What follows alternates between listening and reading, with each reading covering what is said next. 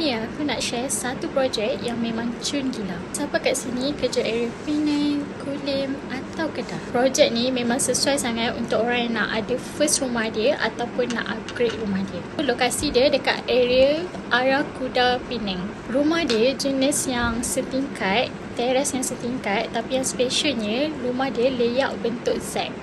Memang nampak moden lah, lepas tu nampak luas dan tersusun kemas. Memang bila pandang tu tak semak ah. So sesuai juga untuk korang yang cari rumah yang jenis lapang.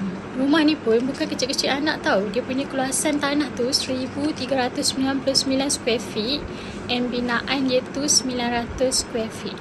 Dalam rumah tu ada 3 bilik tidur dan 2 bilik air.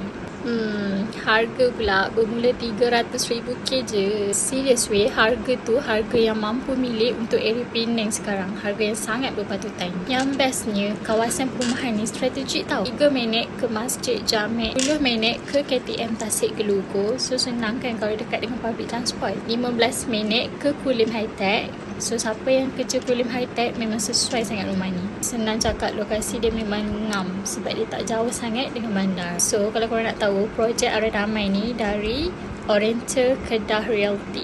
Harga dia mampu milik, reka bentuk cantik lokasi padu. Korang jangan tunggu lama-lama tau sebab unit yang macam ni memang cepat habis. Jangan lupa booking.